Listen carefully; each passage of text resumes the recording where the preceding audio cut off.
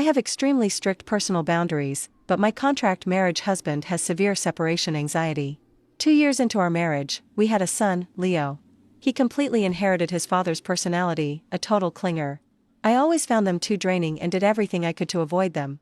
Just as I was about to push them out of my bedroom door once again, a floating text, like live chat comments, suddenly flashed before my eyes. So this is how the evil female lead iced out the male lead and their son. She didn't even show up for the parent-teacher conference.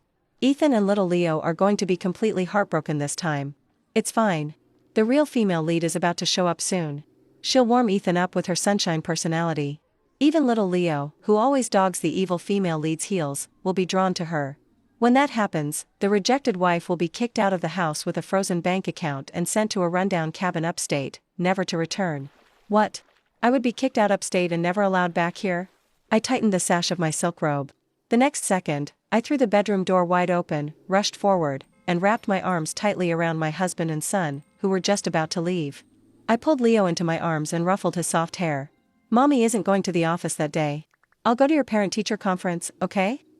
Leo looked at me in shock, his face lighting up with pure joy.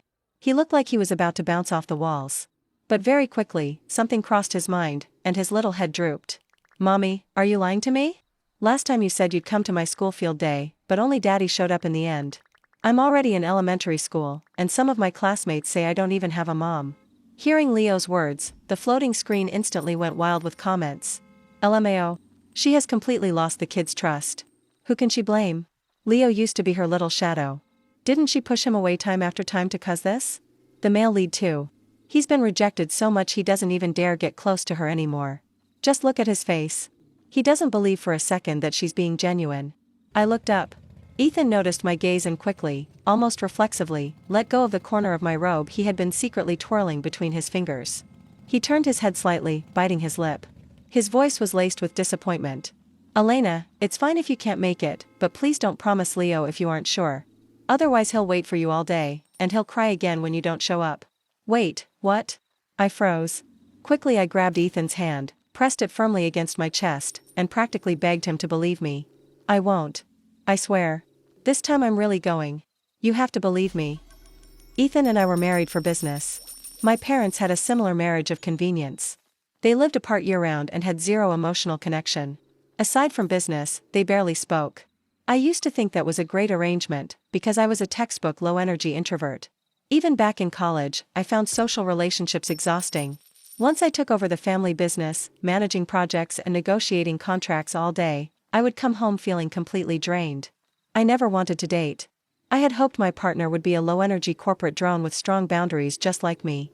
But I never expected Ethan to be a human golden retriever who could run 10 corporate mergers a day without breaking a sweat. Not only did he have boundless energy, but he also had severe separation anxiety and touch deprivation. He loved sticking to me. I don't want to sleep in a separate bed from you, Elle. Wherever you go, I go. I love you so much, Elle. Let's never be apart, okay?